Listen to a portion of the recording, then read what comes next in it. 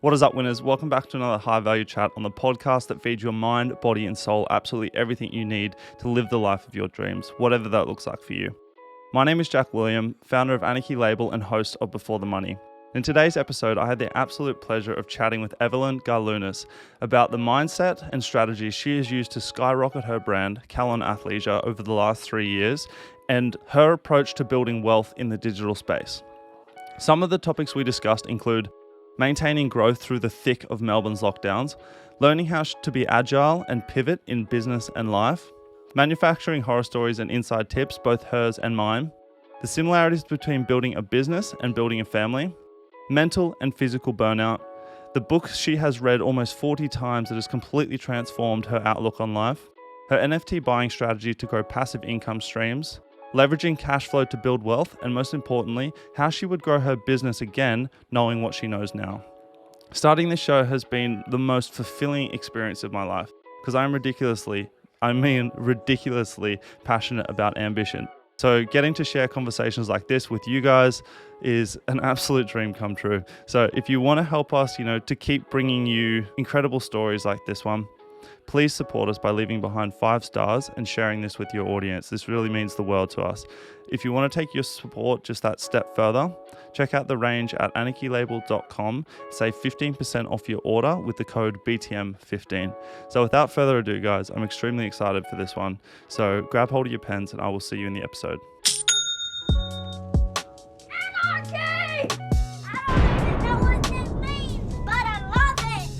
What is up, guys? Welcome back to another episode of Before the Money. You are tuning in with Jack William and Evelyn Garlaounis, the very, very talented brand owner, mother, and all-round creative. How you doing, Evelyn? I'm good. I'm ready. I'm ready to some knowledge. Fucking oath. Let's spit some knowledge on these people, hey? Awesome. So, as customary on Before the Money, I really want to know what fires you up, Evelyn. What fires me up? Money. As money bad as it sounds, not in a bad way, like in a good way. Yep. Like I love making money. I love succeeding. Like that for me is success. Like that fires me up. I don't know. I know a lot of people are like, oh, that's fucking terrible because like money shouldn't be the driver, but it is. I mean, if you come from somewhere where you don't have a lot of money and then you get money and you've worked your ass off for it, that shit fires me up. I love it. Wow. I'm so glad that you've actually said that because over the last couple of weeks, I've really kind of been combating this kind of barrier within myself where I don't value money enough, if that kind of makes sense. Like right. I don't have that as like something that I value as a driver. So when there's like a kind of business opportunity that doesn't kind of intrinsically light me up on other levels, like I tend to overlook really great opportunities. Wow. Because I'm not looking at through the lens of the things that the money can do for me. I'm just looking at on the surface level of money because it's just an energy kind of exchange, money at the end of the day, and it's extremely powerful. Yeah. So I'm really glad you've said that actually. Yeah, and it's funny because I jump at almost any opportunity wherever I can to sort of make money within the business. So whether it be small, big or whatever, exposure or not exposure. But yeah, I used to be like that. I used to be like, I'm like Gary Vee. You're always like, oh, it's not about the sale. That's the byproduct, which obviously it is. But I think that's my number one driver, especially being a mum. Like that's what you want to provide for your family. So yeah, I know different values, I suppose. Yeah, no, exactly right. So that's the first person that's been that honest with that answer. So hats off to you. That's fantastic. Maybe Tom. This is Before the Money. Yeah, I know. Hey, you said it. Yeah, cash only. No, I'm kidding. Cash money, baby. Let's go. Oh, that's fantastic. So, what kind of area of life were you, and what was your situation like when you first started Garlaounis Athleisure? So I graduated high school back in 2010, sorry. And I went straight into the workforce because I got my ADA score or whatever it's called nowadays. But I wanted to buy a car, I wanted to make money, I wanted to buy a house. So I went straight into the workforce and just busted my ass working. Worked at Fitness First, worked at NAB, worked at like a whole bunch of different jobs. Before I started Calon, I was at NAB, and then no, I was there, and then I just wanted more. Like the job wasn't fulfilling enough, and I find that I'm pretty creative in a lot of aspects of life, which you probably are yourself. Hence, we're both in this sort of industry. And yeah, I was like, man, I want to start a business. That's where I want to make my own money. I want to be my own boss. Like I hate the sort of rat race. So yeah, I started having to think about what I wanted to do and why I wanted to do it. And then it was like 3 years of planning to get to launching Calon. But yeah, like financial, obviously I had money and stuff like that with work. I was getting paid and everything like that. I was young back then, no responsibilities, but yeah, I just had I had big goals to buy cars and houses and stuff like that. And I thought creating a business and making my own money, really printing my own money was the way I needed to go. And here we are today, how many years on? Yeah.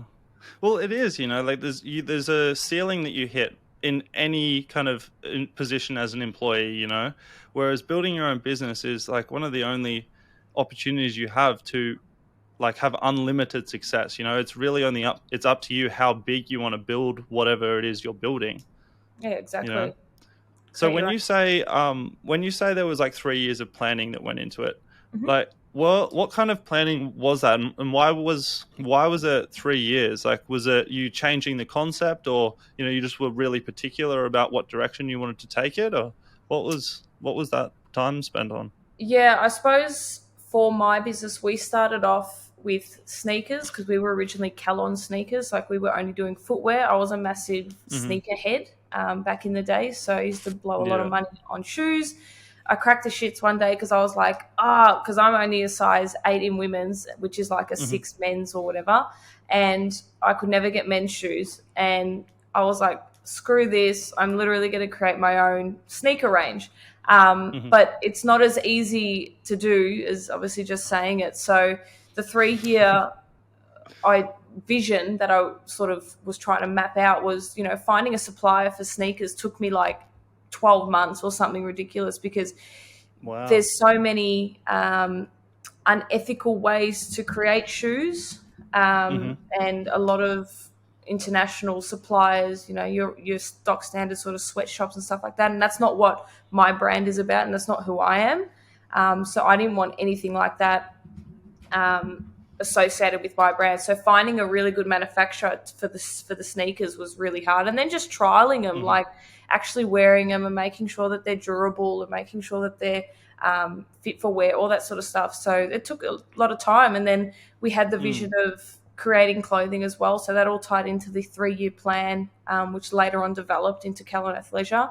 But yeah, it was a slow process, and I was working full time as well. So trying to do bits and pieces here and there while I was meant to be like taking calls in a call center. I'm like researching on the world, what's it called, where all the manufacturers are. So yeah, it was a lot of very time consuming, trying to be social. I was so young. I was trying to be social, have a life, create a business. Like, yeah, it was full on.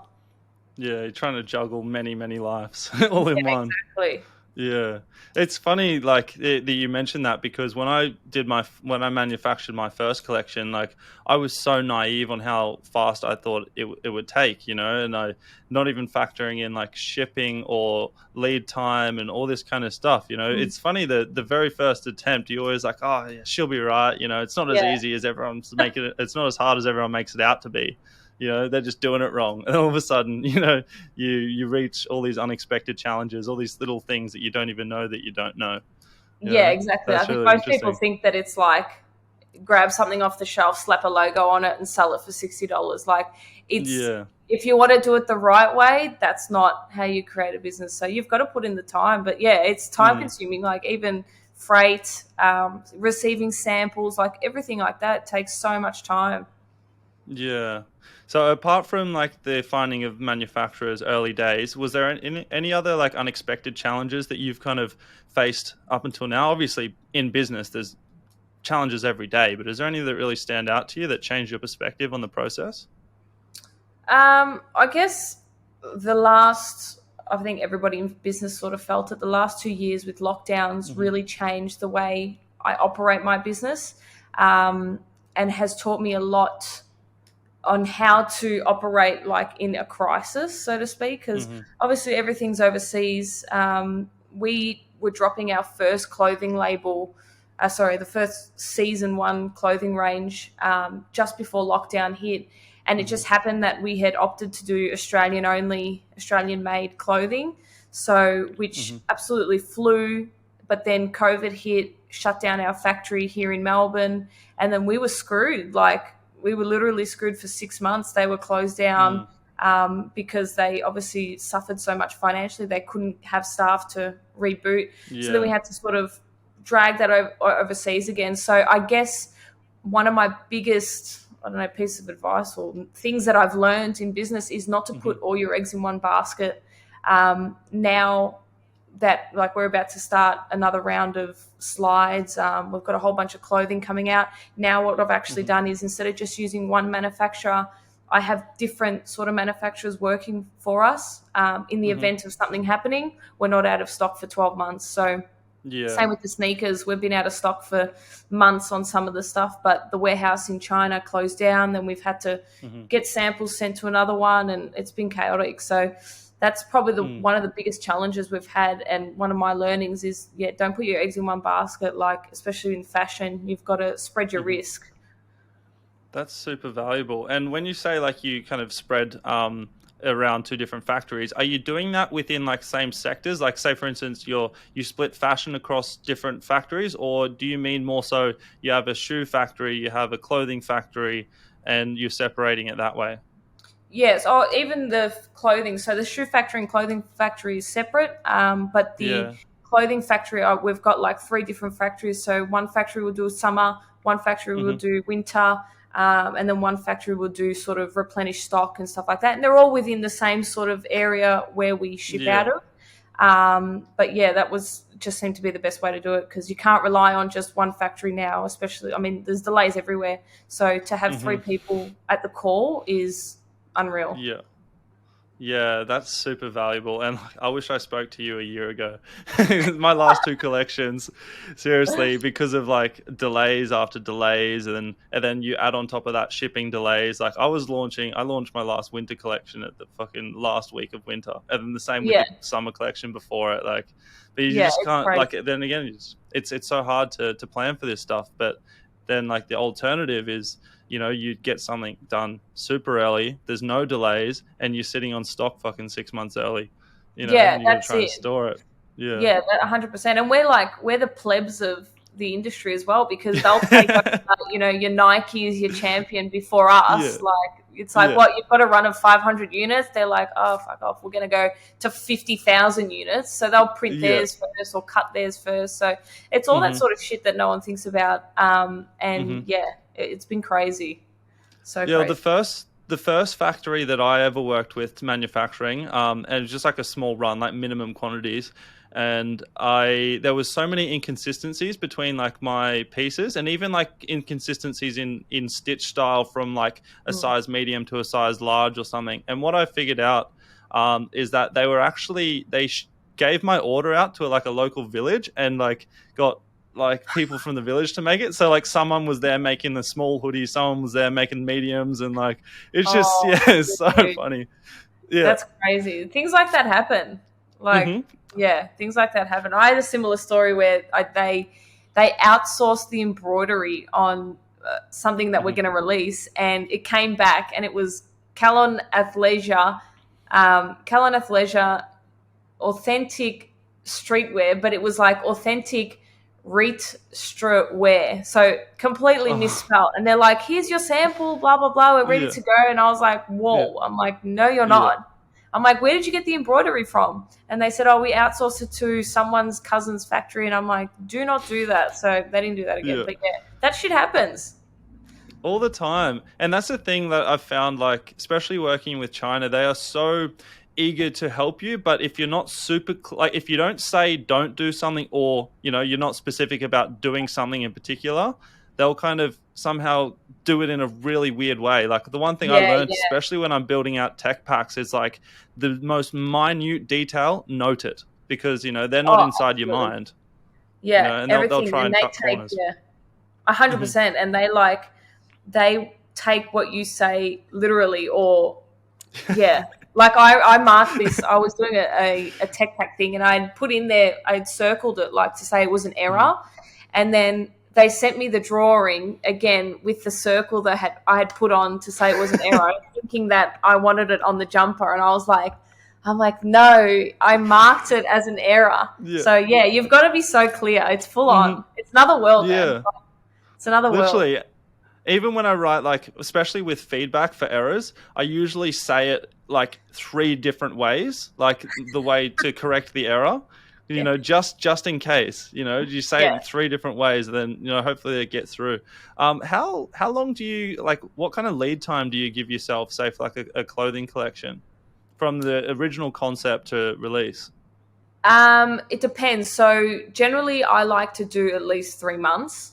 Hmm. Because I mean, it depends if we're shipping by air or by sea, but Yeah. generally we'll do 3 months. Especially now because we are using China.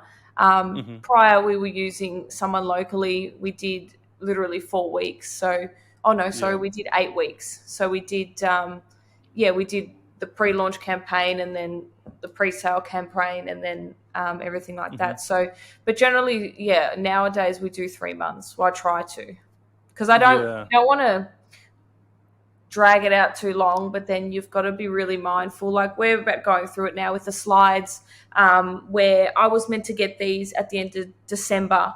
It's now the 24th of January, and they've Yeah. landed in Australia. But we had to start pre-orders on them because people were like busting us to get this product out because we've obviously spoken about it on socials Hmm. and via EDMs. But it's just the delays. And I'm like, let's just do Hmm. pre-order. We haven't even got to do a proper campaign. So we're actually working backwards, which is so different to Yeah. any campaign I've ever done. Usually we've got stock, we shoot it, then we campaign it, then we release. Hmm. Um, but yeah, this time we've literally done a pre-order, then we'll shoot it, then we'll campaign even more on launch day. Mm. But touch wood, we've been lucky with pre-orders have been going really well. But again, if you overshoot and you order 1,000 pairs of slides and you're sitting on it and they don't move, like you just don't know. So Yeah. yeah, I'd like to say Yeah. 3 months, but it's so unpredictable sometimes. Yeah, and that's what I found about like this industry. It's a balancing act. Every decision you make is like there's a big hefty like pro, and there's also just as heavily like cons Yeah, to every single decision. yeah. And like when it comes to pre-orders and stuff like that, I've never actually done pre-sales. Did you do that from the beginning, or is that something you've picked up like recently? Yeah, this is the first time we're running it. Yeah. Prior to this, the only time we did it was a pre-order with clothing that we had sold out on, but we were Hmm. getting it remade. But this is like complete pre-sale, like pre-order. Pre-sales we did with clothing and stuff like that, where we had the stock, and it was Hmm. just to manage at the time because of the website we were using to manage influx onto the website. We did a pre-order, password only, blah blah blah, and to generate Hmm. hype and all that sort of stuff. But this is a pre-order, like actual. We don't have the stock here; it's on the way sale. So Hmm. it's pretty crazy, like to see that the orders that we're getting and the hype that we're getting around the slides, and we haven't even actually Mm. shot them. Yeah, it gets me excited, but it's unfamiliar territory for me. I've never done it, so I'm just like Yeah. sort of stepping every day, and I'm like, is everything going all Mm. right? I'm trying to keep customers updated, and I'm like, I'm not stealing your money. Like, we legit Yeah. have product. Like, so Yeah. yeah, it's weird. It's so weird. Oh, that's really interesting. So much value already. Another thing that I found really interesting. Obviously, you've got 2 young daughters. Was it Mm, Sienna and Chloe? Did I pronounce that yeah, correctly? Yeah. that's right. So, what kind of similarities do you think there are in building a business versus kind of providing and building a family? Oh, that's actually a really good question. I've Mm. actually never really thought about it, but I think they are similar. I mean, Mm. you feed and grow a human and teach them, and the business is much the same. You feed and grow it Hmm. with customers and community and all that sort of stuff. Um, I think in both worlds, you've got to have a lot of patience. You've got to have the way you sort of look at things is so, I can't even explain it. It's like you've got to be very open-minded. Even as a parent, I think, even Sienna and Chloe are two different people. The way we raise Sienna, or the way that her sort of idiosyncrasies and stuff like that are so different to what Chloe was like as a baby. And it's the same with the business. Every launch is different. Every product is different. But they're both learnings. Like, I think that's just life, isn't it? Like, everything's a learning. Like, you can't, I've been in business for 3 years, which is, to me, nothing. And I learn every day. I've made mistakes. And same being a parent, you learn every day. Every child is different. No one's an expert. I don't care how many books they write. No one knows shit. Like, it's hard work. And being in business is exactly the same. It's tiring. That's probably the similarity, is you're exhausted in business and you're exhausted as a parent. So coffee's like in the drip. Like, it's full on. Yeah. It's so full on. But both extremely fulfilling. That's another similarity, 100%. I suppose. Yeah. 100%. Like, I would love to be able to pass on the business to the girls one day, where they could just run it and take over it, or work under me would be amazing. But it's both so fulfilling and both so eye-opening every day. Yeah. Well, even if, something happens and you don't have the chance to pass it on, even them kind of growing up and seeing the work that you're putting into the brand, them seeing the like influencers that you're working with, and because like it's a very positive brand, you're all about activity and health and growth and all that kind of stuff. So just being around that for two young girls as they come up is extremely valuable. So they're going to get so much out of it just watching your journey.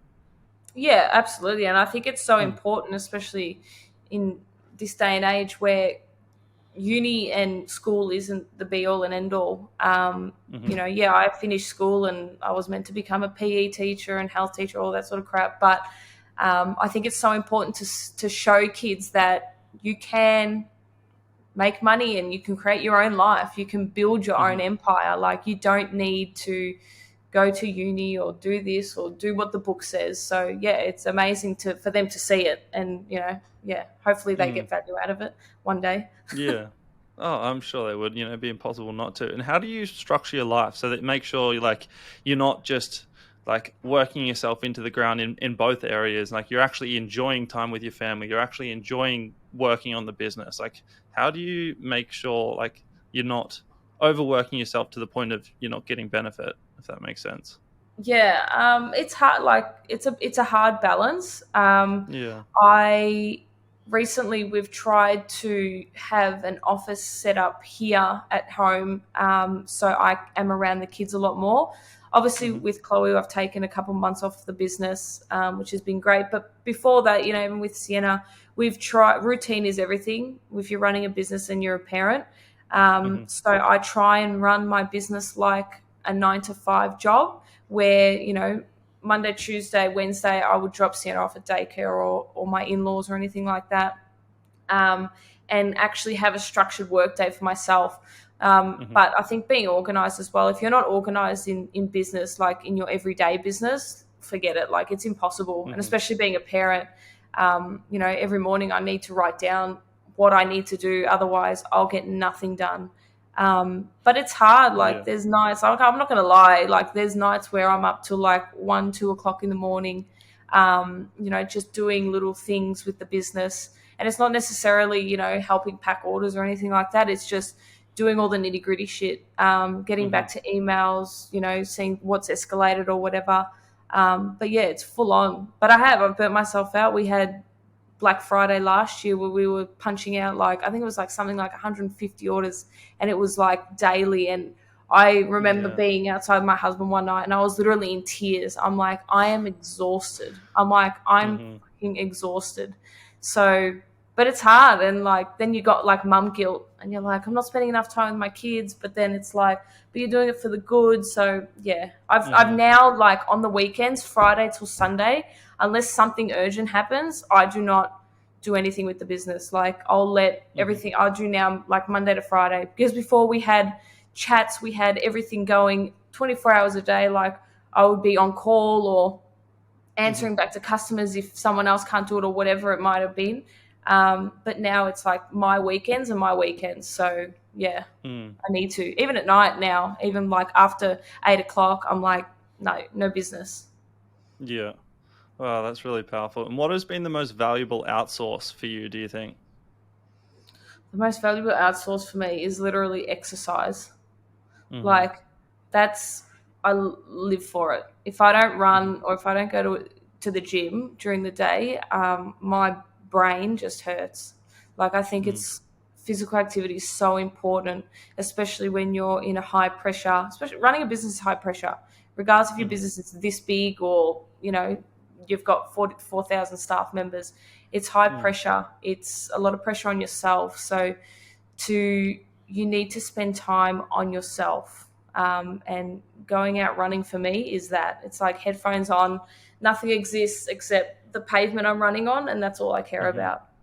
So all about that. You're into your fitness, like you love it. Yeah, It's I'm important. a weirdo. I'm a weirdo. I Well, love all that stuff. Ice yeah. baths, all that kind of, Yeah, I saw crazy you shit. doing the ice bath. That's weird. I don't do cold showers. That's weird. Everyone's like, oh, you got to have a cold Yeah. shower in the morning and write your gratitude journal and shit. Like, I don't do that. But No. power to you. If I could jump in an ice bath, I'd probably die in there. I reckon that would be like it for me. Well, at least you'd be well preserved. True. It's only just moved me from ice to the freezer. Yeah, we'll just put you straight in a museum. There you go. That's funny. Have you ever tried an ice bath? No, I'm serious. I'll die. Like I have the worst body temperature ever. So are you like really hot showers? Is that your vibe? Yeah. Like shower goes on. Like even at night, like it's 37 degrees at the moment in Melbourne, and at night it's like falling to. It's like Queensland. It's very humid. It's disgusting, and like you keep the aircon on at night.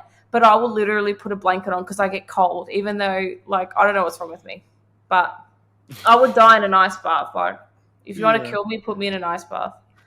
All right, noted. Yeah. only if I can have the business. Oh man, it's all yours. Don't worry. So one thing that I did notice about ice baths though is like if you can fight your mind for say like the first 40 seconds, this weird sensation comes over you where it's just like complete calm. Like I suppose Zen is a better word, and your body almost radiates heat.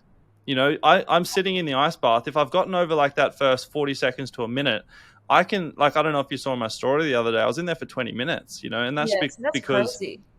Once you've gotten over that initial point and then like you've trained your mind to go, oh, I'm warm, your body quite literally radiates heat, and that one that I did 20 minutes was like almost solid ice, That's crazy.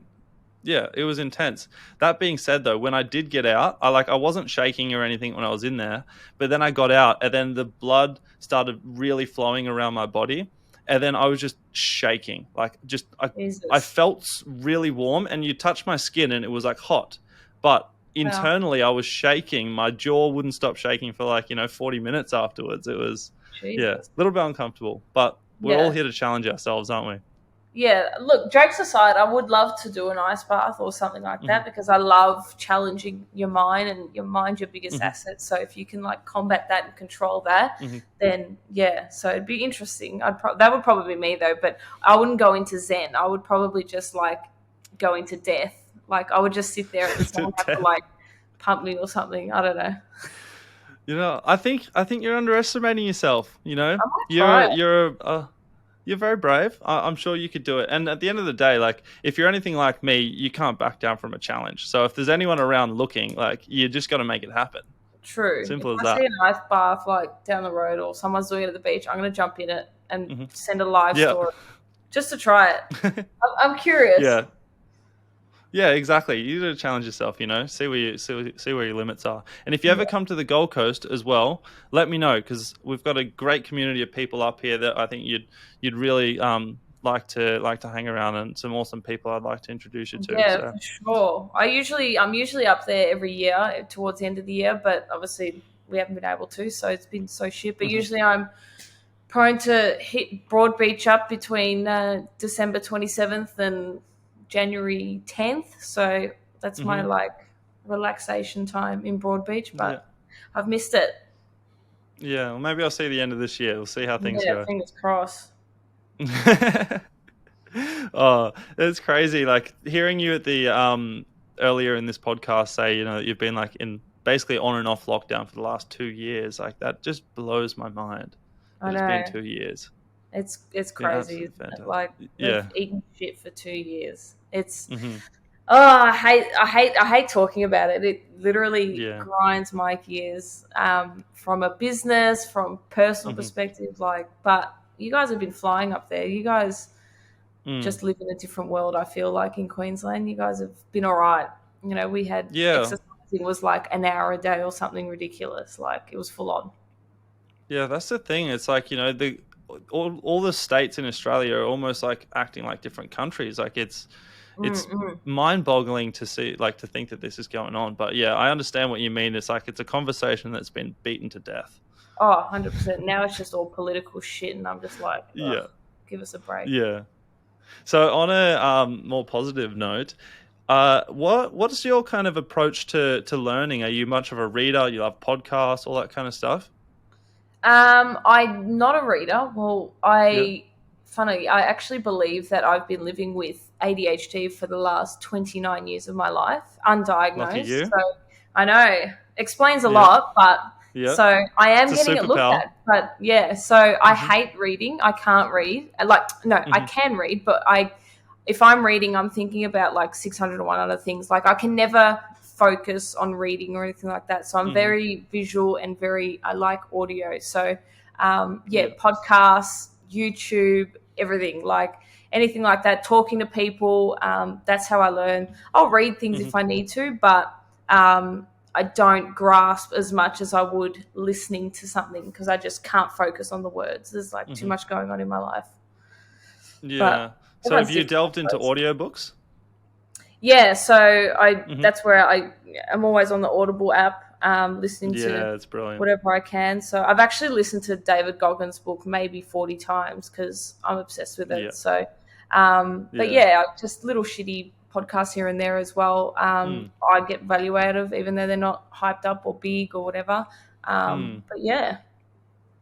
Well, what has been like some kind of learning experience, whether that's been in a book or a podcast, maybe just a conversation that you've had with someone? Do you feel has like really, shifted your trajectory in a way that like stands out to you? Yeah, I think I don't know if you've read, I'm probably sure you have, the David Can't hurt Goggins, me. yeah, Yeah. Can't Hurt Me book. So Hmm. that book literally changed my life.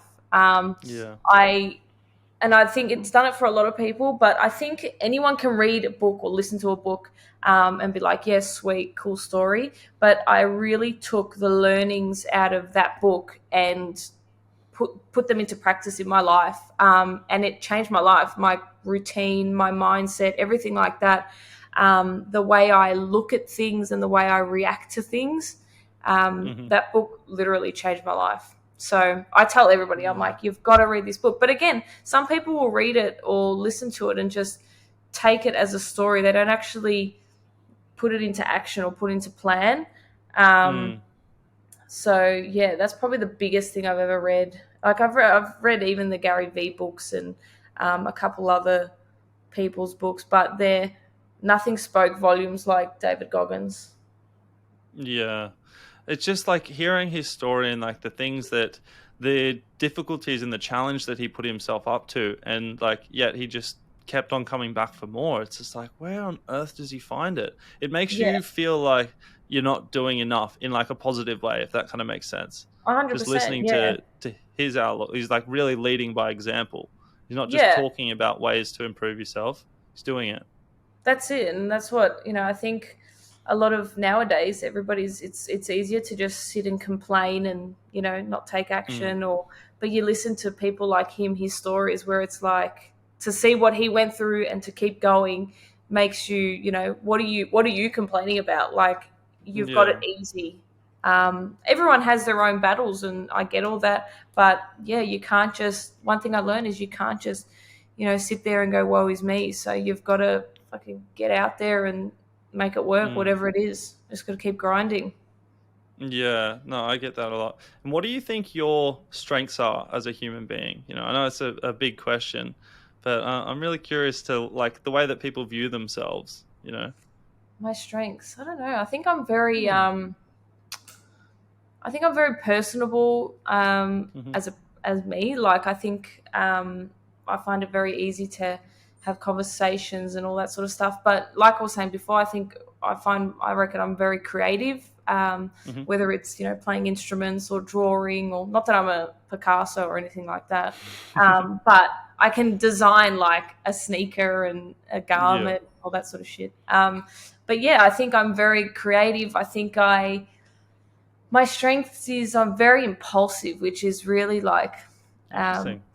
something that I think a lot of people don't like, but Mm-hmm. like me and my husband always clash about it. But I'm the most impulsive person you'll probably meet. So, Mm-hmm. which ties into ADHD apparently. But Yeah, yeah, but I think that's a strength for me. Especially in business, I I would think you've got agree. to be impulsive. Um, there's opportunities that come up in business that if you sit on them, they're gone. So Mm-hmm. you've got to be impulsive. That's probably my biggest strength is being a psychotic impulsive lady. But what do you? Yeah. Well, I suppose you could reframe that as you're an action taker. True. In the corporate Mm-hmm. world, I take action, Yeah, take initiative. exactly right. That's probably Yeah. why I was never good at like corporate because I was like, just yeah. I'm like, and I would just question everything. I'm like, but why? But why? But Yeah. why?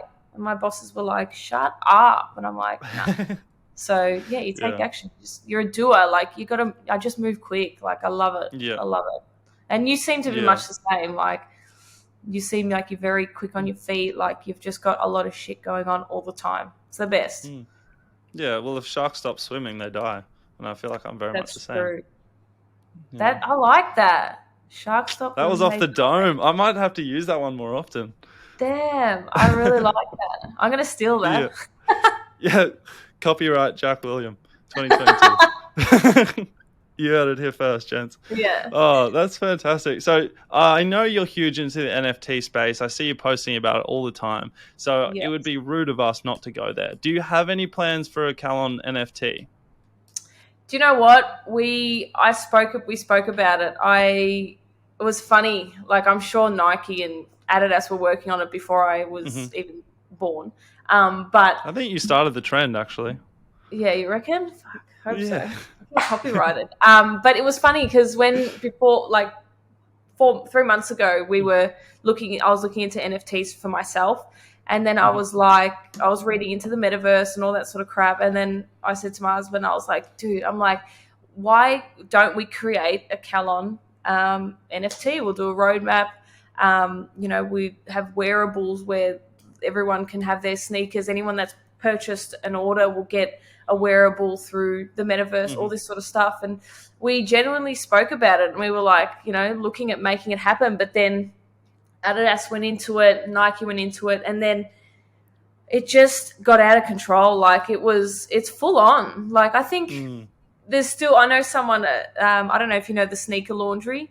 So No. Eugene over there, he's the owner of, oh wait, you're not in Melbourne, so that's probably why you don't know them. Oh, they're actually everywhere, but yeah, anyway, Yeah. they've just created an NFT for their business, which is wild, Hmm. and good on them. So it could be something that we look into, but Hmm. it's just trying to work out how to structure it and what value is the customer going to get, or why would Hmm. someone want to buy the NFT? I think NFTs are very I don't even know the word for it. It's like people think that just buying an image or a JPEG, an NFT, they're Hmm. going to make millions. Hmm. But you've got to have a clear, concise roadmap. You got to map out what's going on. Why would I want to buy your NFT? Why is it going to be worth Hmm. 5 ETH or whatever? So it could be on the cards, but for now I'm just need to get these slides out first and foremost. But Yeah. there's a lot going on. So in my business that I'm Yeah. like, Jesus, now I'm going to throw in an NFT. So it's full on. Yeah. But I might do like Exactly.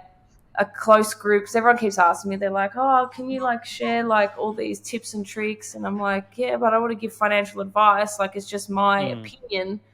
Um, Yeah. but yeah, it's a full on space. What about you? Why don't you Yeah. do the before the money NFT or something like that?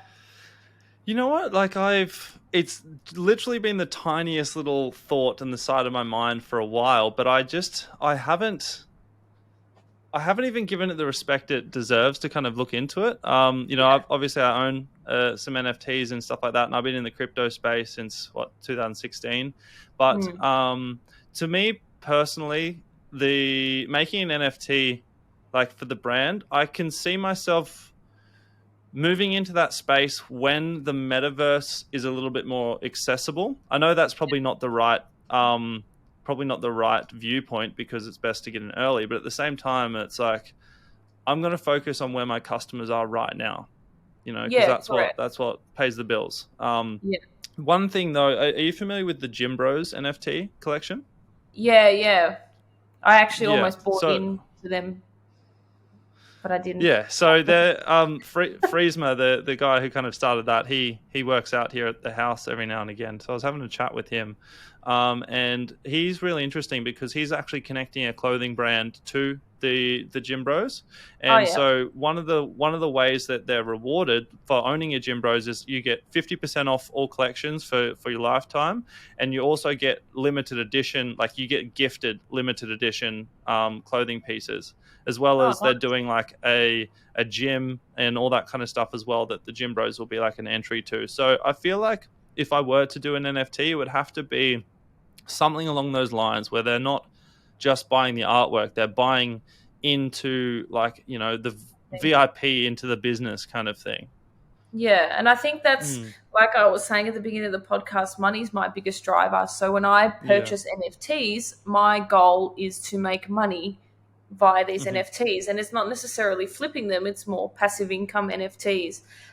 So for me, I would love to, because that's what I like, I would love to create an NFT that generates income for customers or for people, because everyone deserves to make money, everyone deserves to have that lifestyle, and it'd be great to create something. But yeah, I saw the Gym Bro stuff. I was going to buy into them, but again I didn't, because I saw that one, the NFT as well, gave access to a gym in Queensland or something, and I was like, well, I'm never traveling there during lockdown, so what the hell? But I should have just bought in, but I didn't. I left it, and I actually haven't even seen to see how they're going. But they're still minting. Still minting. Still minting. Yeah. So they haven't sold out, but his community kind of is growing. It's getting lots. But like the one thing that I like about him is he's like looking at it really long term. He's not like kind of a pump and dump. And I got burned in one of I bought into Cyclops Monkeys. I don't know if you saw that. That was one of the NFTs I bought into. Then the founder fucked off, and everything went to zero. So we're like, okay, cool. But that was a great lesson, because now I'm like a lot more critical of what I put my money into, whereas before I was the naive mentality of like, oh, NFTs, you just buy it and you make money, whereas like now that it's like you've got to 100%. And now I've got to have like a clear criteria of what I actually invest in, like what fits my standards, basically. 100%. It's a gamble, like, and I think that's what's going to happen. I think a lot of people are going to get burnt until they understand what NFTs are and what to be looking into. It's not, you can't just buy an artwork, and because there's so many scams and shit like that. So it's a crazy world. But the metaverse, I think, like you said, once the metaverse gets to a certain point where you could potentially buy land in there, or buy a shop, because right now you need, $50,000 minimum USD to buy anything. And for a small business like ours, that's a lot of stock, or a lot of potential money to be making on that 50K. So crazy. Yeah, it's interesting to know, like, if, say, for instance, you're putting down that 50K to buy something in like the Sandbox or whatever, it's like, who's to say that that's the metaverse that makes it? It's like a Yahoo Google situation at the moment. Like, where the fuck is Yahoo? Yeah, exactly. So it's interesting. That's the rush we're in. I love it. Yeah, interesting. So what's like your criteria for buying into an NFT project? The roadmap for me needs to be, at the moment, I'm very big on passive income, like I was saying before. Ideally, I'd love this to be another income stream for me. But that's probably the biggest thing, like to make, like I got burnt on Crypto Rats or whatever it was called, where the founder just pissed off and no one knew where he went. And so I think knowing who the people are behind the project is vital, Yeah. because that's their reputation. If they scam or if they, go away or anything like that, you've got a face to that project. You can Mm-hmm. go after them on Twitter, so to speak. Um, Mm-hmm. but yeah, that's the biggest thing. Like, and community is something I look into as well. If the Discord chat is like dead, or they've got 50,000 members, and then active members is like 1,000, well, you know that it's like sus. So I try Yeah. not to buy into any hype projects, because they all either die on their ass, or you're paying 1 ETH to get in to make $500 or whatever. So for Yeah. me, roadmap is passive income, utility, like good community growth. I want a long-term project. I'm in a lot of projects that are long-term, Mm-hmm. and that's what I look for. Otherwise, I just don't want to flip. Like, there's people that Mm. buy in at 2 ETH, like, a project, or like those Fanta Bear things they bought. You can buy one at like 2.6 ETH or something, but then you sell it for 3, and it's like, after you pay gas and everything like that, what's the point? Like, Yeah. I like to spend less, make more, and I don't know, it's just a journey. It's a journey. Yeah, it increases your odds as well if you can diversify, because like we were saying before, we don't know. Nobody knows what is Mm, going to work. And then anyone who says that they do is lying to your face, because 100%. it's all happening for the first time. So Yeah. what kind of, like, how on earth does a utility like pay kind of, how does it generate income for you? Because I know one area is you can like host them in metaverse galleries and all that kind of stuff and get a certain amount of payment. But what do your NFTs generate money through? So I've got two. So I'll talk about whichever one really. So currently I've got one it's called a coyote. It's a billionaire coyote club or cartel Mm-hmm. club or something like that. So it's a little coyote, makes money, generates hash tokens. Wait, no, generates. Let me talk about Bitcoin miners, because that's the one I've got in my brain at the moment. So Yeah, go for it. the blockchain miners are a bunch of miners that mine Yeah, Bitcoin and hash tokens. yeah, So it literally makes you money. Hash yeah. tokens. So the whole project is they buy a stack of NFTs. Wait, I'm jumping between the two. Sorry, I'm so confused by them. They've just We announced all are. on their Yeah, on their Discord, and I've been reading it all day. yeah. Let me go to the cartel thing, because that's just easier to explain. They Mm-hmm. buy massive NFTs like your apes, all those Punks. fully Yeah, hyped, yeah, everything, your apes, yeah. your hapes, your whatever. So they buy all of those NFTs. They then create a massive vault. So at the moment, the vault is worth like 200K. That Mm-hmm. vault at the end of the year gets sold, and the funds from those actually get distributed to the holders of the NFTs. So the billionaire cartel club that I'm part of, the Coyote, actually generates me $13,000 AUD a year, of Wow. pure passive income. So that's what generates. You claim your tokens through the Coyote Den. So Mm-hmm. it generates actual money, tax-free money, and that's what they do. They use the other NFT. They from the sales from the Coyotes, they buy NFTs, they then sell them, flip them, whatever, and they load up the vault, and then we vote on what we're going to do. And then you got the Mm-hmm. blockchain miners that actually mine Bitcoin and hash tokens. Um, and then those hash tokens get a value, and then again the starting of the Bitcoin mines, and then you get dividends off that. So it's Yeah. pretty crazy.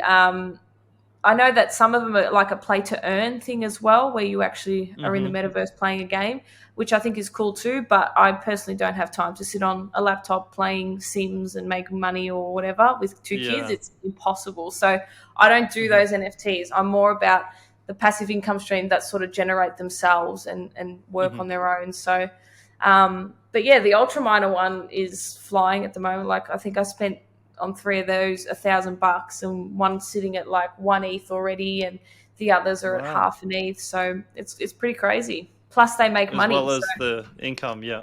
yeah, Wow. you're That's laughing. yeah.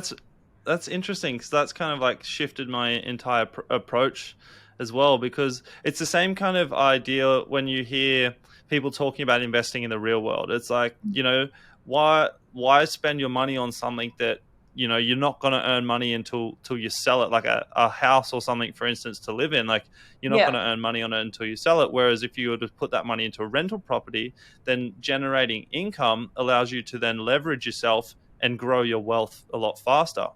100%. Your money needs to make you money. Yeah. And that's like exactly what you just said. I've got rental properties, investment properties in Melbourne, and that's what I do with the NFTs. I'm like, well, I buy rental properties with the equity from the current ones. They make me money, and that's what I want to do with the NFTs. So the NFTs, I actually bought into the casino one recently, and that will pay dividends from the casino. It's like 50% back to holders. So all my NFTs that pay me passive income, I use to buy more NFTs.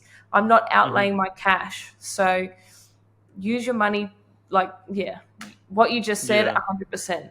That's how you use your money. Make your money make you money. You shouldn't be putting it in your pocket. Have your money have babies. That's what we're about to do here. It's the same in business. Like, don't keep dropping money, cash money, or loading up credit cards or whatever for business. Like, use your sales, you know, don't over extend yourself in business. Like, always use profit to, I mean, you've got to sometimes use your own money, but you know what I mean, most part. Yeah. I mean, sometimes in the fashion game, like, you've almost got to be outlaying for almost 2 collections at a time at the moment. So you got to stretch yourself sometimes. But, you know, use your common sense, guys. Like, you know, especially if you're new to business as well, like, if what you're doing is not earning you like a return that's allowing you to kind of move forward and like giving you a clear roadmap, then evaluate your current actions before you then go sinking more stuff into, you know, just cementing your probably bad habits. You know, I'm saying this from experience. You know, I've wasted way too much money on business. And like I was saying to you, Evelyn, before we started recording, my university was failure. You know, that's what's taught me the most. And like, I feel like, you know, I wouldn't change it for a world. I learnt in the real world by making decisions, and some of them worked out, some of them didn't. You know, it's the same with every decision you make in life, whether you're investing in crypto, NFTs, you know, whether you're deciding to do certain workout routines or diets. Like, you don't know until you give it a try. So take action, as Evelyn said, you know. That's it. Take action. You've got to fail to learn. And I think I'm the same as you. Learning's like one of my biggest mistakes in this business, and I've been here for 3 years, is I started this business with cash. Like, not a joke, not a Greek joke. Like, that's in my mentality. The old school mentality was pay everything in cash, like never owe anybody anything. So, you know, when we started this business, I dropped like 60K into this business cash. If I had my time again, I would have gone and got a personal loan and just done it that way. And then, you know, paid off that, you know, because cash flow is for yourself is key. But yeah, all learnings. I would never do that again. Never. Even ads. Never pay your cash with ads. Use a credit card. Like, I don't know. Because then you get the points as well as like the freedom, you know. Yeah, absolutely. And don't use what was I going to say? Don't pay money for mentors and stuff like. I mean, depends. Like, I got burnt with mentors and stuff like that. Like, do your own research. Like you said, you got to walk this life on your own sometimes, and it's great to collaborate with people like this and listen to free podcasts and all that sort of stuff. That's where the value is, not with someone. Even in the NFT world, no one knows. Yet there's people out there, and they're like, pay me $1,000 and I'll tell you what stock to, you know, get into or what NFT to buy. It's like, you don't know. It's literally a gamble. So be smart. I agree with what you've said there, and I'll add a little rebuttal as well for everyone that's listening, because like I went through a period where it's like whenever I had a little bit of money in my account, I was like, oh, what course can I buy? You know, what's going to give me the next answer? You know, what's going to solve all my problems? But the one thing that I have found through all that progress, and like, don't get me wrong, I've learned lots, had some great experiences. I wouldn't change anything that's happened in my past for anything. But the one thing that I will say that is super valuable when it comes to hiring mentors and all that kind of stuff, or even courses, is network. You know, knowledge is free, but sometimes you got to pay to get around the right people. You know, like going to certain events, and if you're active, like, you don't just go there and sit in the corner and write your notes then go home. you get nothing out of that because the knowledge is gone, or you might retain 10% of it. But if you go there with the intention to meet people and expand your circle and expand your circle of influence, then that's when those kind of events and mentorship programs can be super valuable. It's through the network, really, I would say. Yeah, 100%. Like networking is key. Putting yourself out there, messaging whoever on Instagram or Facebook and saying, hey, can I pick your brain for 10 minutes or whatever? Introduce yourself to people at events. Like that's where value is. Personally, yeah, for me, like I said, I've been burnt with mentors where I'm paying people that own businesses to give me the answers. And yeah, I learned more off, a free 15-minute podcast of whatever than through them. So fun times. For everyone who's listening, all you got to do is watch Before the Money and you're sweet. All your answers are right here. Right here. That's you heard it here first. 100%. Yeah. I love that. So you kind of answered this a little bit before, but if you were to go back to kind of your 18-year-old self and have a chat and like give yourself some advice, what do you think you'd say? What kind of path alterations would you make? I would say A, relax. B, not everything is what it's like. There's no such thing as overnight success. And don't be afraid to fail is what I would tell myself. I think I've been very hard on myself, especially the last 2 years in business where I hated, a launch not doing as well as I'd thought or something falling through or whatever. I never gave myself enough credit, especially working a part-time job, being a mum and running a business. I was like, I'm not doing enough. So now I've learned to relax and, just take everything day by day. You can't be everything in one day and you can't be everything to everyone. That's probably my biggest advice. But also, yeah, just learn. You've got to fail. I know we keep talking about failure, which is terrible, but you need to fall on your face to learn. You need to do the hard yards. That's my biggest thing. There's no such thing as overnight success. What you see on Instagram and all these people that have been running business, you don't know everybody's story. They're not going to share with you the nitty gritty and the shit that they've eaten for the last 12 years or whatever. You're just seeing the Lambos and, on the yachts and everything like that. So yeah, I don't know. It's a tough one, but I know everybody, it's very cliche, isn't it? But it's true. You've got to eat shit in business and in life to really. Yeah. I know. And that's like when you can frame it in the sense of like every failure is one thing ticked off the list of things that don't work. It's like, all right, now I have a slightly better idea of what may work. That's one thing I tick off that, I know for a fact doesn't work for me. It might work for someone else in a different situation at a different time. But for me personally, that particular thing that I just tried doesn't work, so I'm going to move on to the next. I think Gary Vee says this, or might be Tony Robbins. I don't know. There's so much advice from all different people. Knowledge is free, people. But fail quickly and move the fuck on. 100%. Don't dwell on shit. That's one thing I did. And at the beginning is like when something would go wrong, I'd be like, why, and dwell on it. Now it's like something falls or a business opportunity falls. I'm like, yep, whatever. What's the learnings out of it? Okay, move on. See you later. On to the next. So you've got to just keep going. Learn. Yeah, drop it quickly. Don't hold shit. Just move on. In the wise words of Dory, just keep swimming. That's it. Do you know what? I say that a lot. I know people laugh because it's like fucking emo, but I say it all the time. I say it to myself. I'm like, just keep freaking swimming. I say it to Sienna. Sienna can't do something, can't put a Duplo block on. I'm like, Sienna, just keep swimming. Just do it. Try again. Just try again. Just keep going. So it's the best. See? Finding Nemo, Disney creating like bloody life lessons. Well, the thing about Disney is they had to get clever because they had to make movies that the parents and the kids would both enjoy. Like you listen to Shrek, for instance, and it's full of all these like incredible jokes that go straight over the heads of the kids. But they've like really tailored it to the adults as well. Yeah, there's life lessons hidden in what's it called when they hide things in Disney in TV? I can't remember the word for it. But Got it. yeah, there's heaps of those sort of things. I love it. Heaps of that stuff, whatever it's called. Yeah, that stuff. Yeah. So we're approaching the hour, and I really appreciate, this has been an awesome chat. I'm glad we finally, we've been going back and forth on social media for like the last year or so, but I'm glad to finally have a face-to-face chat with you, even though it is through a screen. Yeah, no, it's been really good. I really hope that I can get up to Queensland. It'll be good to do this in person or for longer. I think we are very similar, and to a lot of people listening as well, this would be the same. That's why they're listening to Before the Money.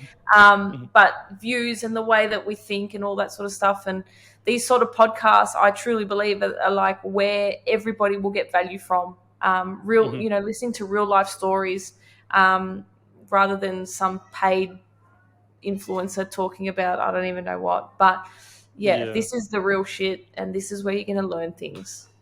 100%. And the thing about Before the Money is like a lot of people have said to me like, oh, do you only get like people that are starting their journey? I'm like, no, well, you're always before the money. Like, it's a moving goalpost, especially if you're an ambitious individual. Like whatever you're striving for, and like I use the term money as almost like a what's the word, doesn't matter. Money can represent enlightenment. It can represent your ambitions. It can represent family. Money is just a thing you're striving for. In your case, money is a thing that you strive for, and I respect that in a huge way, and I'm working on that within myself to make it one of my core values as well. But yeah, Before the Money is a forever moving target. Someone like yourself, like even though you're in proportion to your goals, you're early in your journey, but you've had enough experience that you can talk to someone who, and like I have this conversation with people all the time that I kind of, try and pay forward my knowledge to, that might be just starting in business. Like the little things that we've spoken about today can completely shift like someone's next 5 moves if they're at the beginning of their journey. Because like, we've spoken about in here, it's like you don't know what you don't know until you've tried and failed it, or you've heard someone who has, Yeah. You've got to live it. You've got to experience it. But yeah, completely agree. And everyone's drive is different. Like you said, mine is, money. It's not the be all and end all, but it's a big driver for me. And like you said, the goalposts always move. Whether you want to earn $5,000 a month or $5,000 a day, whatever it might be, that's what drives you. So yeah. Definitely. One last question for you, and then I'll let you get about the rest of your Monday night. If you had a billboard and it was in a very popular place, seen by lots of people, it had influence on the world, what would you say on there? If I had a billboard and everybody saw it, I would literally put on there, you do you. Like, just do you. I'm very big on not giving a shit what anybody thinks. Just do you. That's what I'd put on there. That's all that matters. Impress yourself. Do everything for yourself. And I'm not in a selfish way. Obviously, I'm a mum, so I do everything for my kids and the family. But what I mean by that is you're number one in your life. So do you. You want to start a business? Do it. You don't need validation from people. You want to lose 30 kilos? Don't tell anyone. Just do it. Like, just do it. Everybody says what they're going to do. Not a lot of people do it. There's a lot of talkers. But just do you. What makes you happy. That's all that matters. Do what makes you happy. That's my biggest thing. That's my life message is just do you, man. Just do what makes you happy. Don't give a shit what anybody thinks, what they say, whatever. Just do it. Makes you happy, do it. Fuck, what a way to end this. I know. That was so deep, wasn't it? But it's literally true. Yeah. It's true. You've just there's not enough people just doing things for themselves, especially in social media. You see it as well. Like people seek validation on social media. Like, man, you want to post a video of you like being a complete spaz, like having fun as a reel, do it instead of you in a bikini, like just do it. Do what makes you happy. Yeah, I love that. Ladies and gentlemen, thank you for tuning in to another episode of Before the Money. I've had an absolute blast. I hope you've gotten some value out of today's episode. Evelyn, have you gotten value out of today's episode? It's been amazing. I'm looking forward Mm-hmm. to listening to the final cut and sharing it, and hopefully Yeah.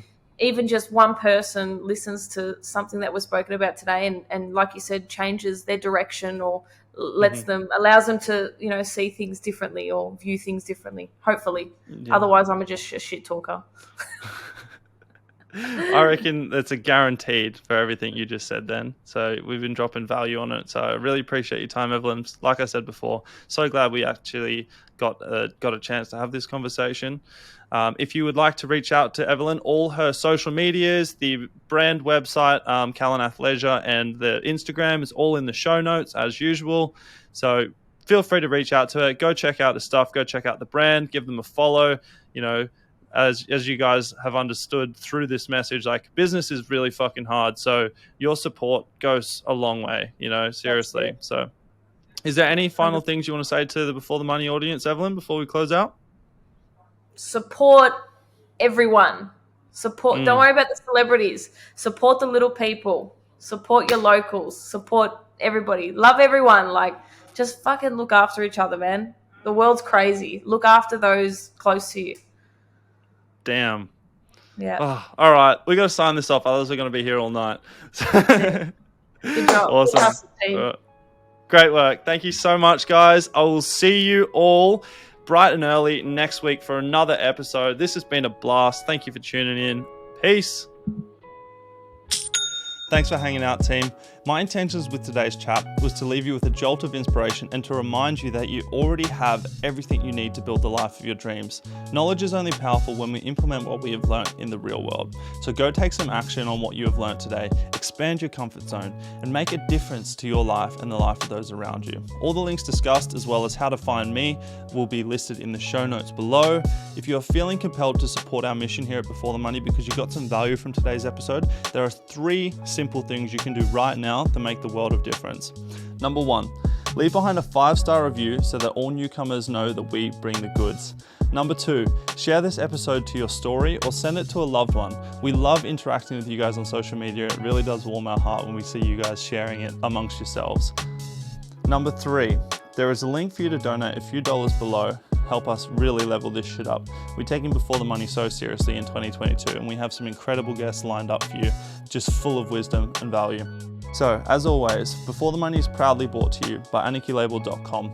The discount code that I mentioned at the beginning of the podcast will be listed down below, so go check their stuff out. The team and I are ridiculously grateful you've chosen to spend this time with us, and we can't wait to see you guys all back again next week, bouncing with energy, ready to take on the world. Let's go.